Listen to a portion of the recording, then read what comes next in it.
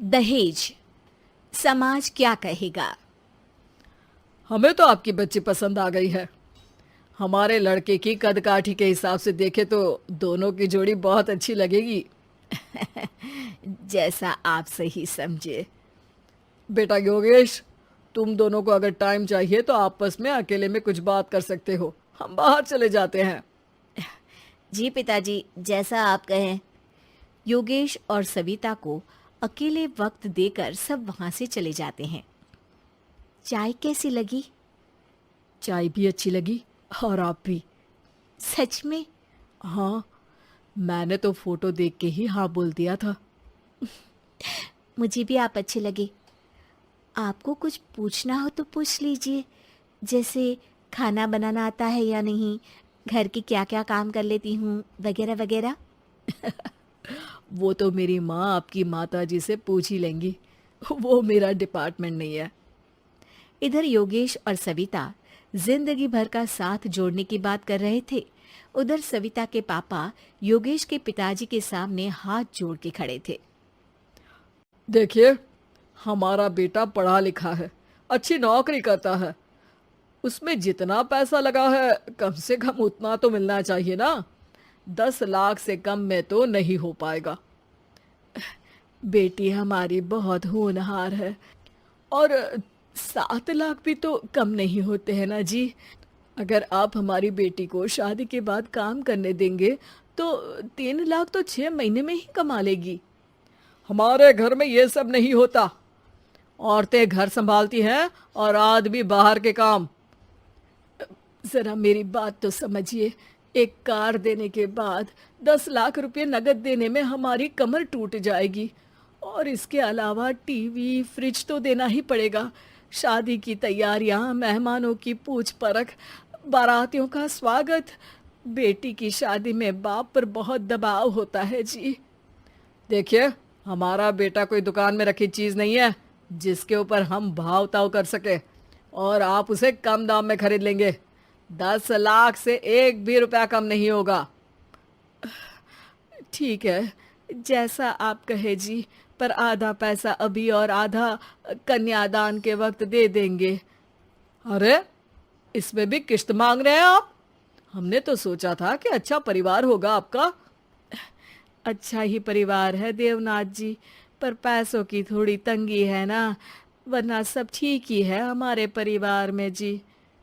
देवनाथ वहां से अपने बेटे योगेश को लेकर चले जाते हैं और कुंडली मिलवाई जाती है। 36 में से 32 गुण मिलते हैं। जल्द ही शादी का मुहूर्त भी निकल आता है। अब कन्या को बुलाइए। आओ बेटी, यहाँ बैठो, योगेश की बाई और। मंत्रोच्चार शुरू करते हैं। मंगलम भगवान विष्णु मंगलम गरुड़ध्वजा मंगलम। सविता के पापा सविता और योगेश के बीच में जाकर बैठ जाते हैं। बेटी, तेरी माँ को यहाँ बैठना था, पर तेरी विदाई नहीं देखना चाहती होगी शायद, इसीलिए पहले ही चली गई। बाबा, हंसी खुशी का माहौल है, रोने का समय तो विदाई के वक्त होता है ना, तब ये इमोशनल अत्याचार कर लेना। अभी तो मुस्कुराइए, कैमरा आसपास ही है। तभी पीछे योगेश के पिताजी आ जाते हैं। अभी तक पैसे नहीं आए आपके यहाँ से? उठा लूं क्या बेटे को? आते ही होंगे, मैंने अपने छोटे भाई को व्यवस्था करने के लिए कह दिया था।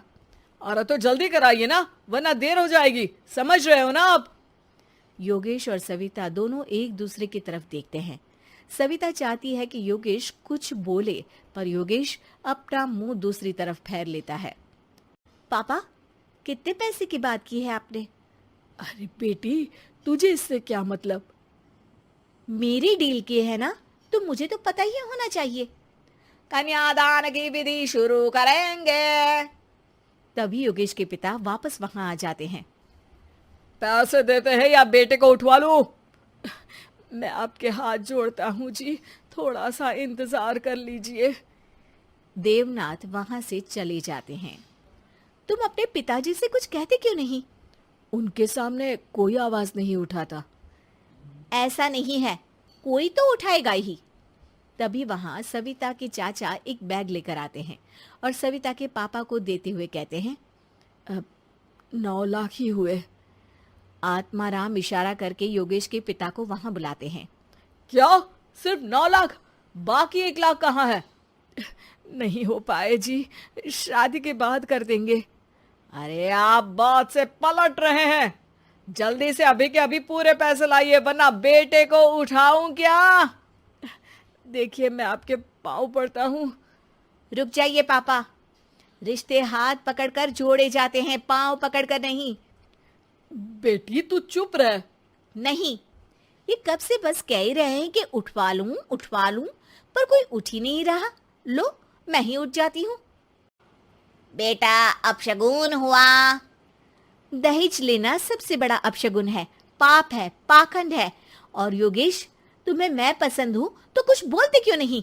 और तुम्हारे पिताजी, अरे देवनाथ जी, आपके नाम में ही बस देव है, काम तो आपके असुरों जैसे हैं।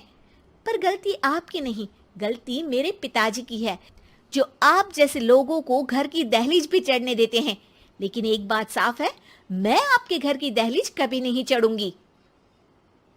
अरे बेटा, समाज क्या कहेगा? यही कहेगा कि सविता के भीतर की माँ दुर्गा जाग गई थी, जिसने पापा के खिलाफ, गलत के खिलाफ आवाज उठाई। आसपास के लोगों ने जोरदार तालियां बजाई। समाज की तालियों से पता चला कि समाज क्या कहेगा। समाज ने सविता की बात को स्वीकार भी किया और उसको अपने सर आंखों पर भी बिठा लिया। सविता के पिता में हिम्मत जागी और उन्होंने कहा, देवनाथ जी, आप कह रहे थे ना बेटे को उठा लूं क्या? उठा लीजिए। हमारी बेटी को आपका लड़का पसंद नहीं है और हमें आप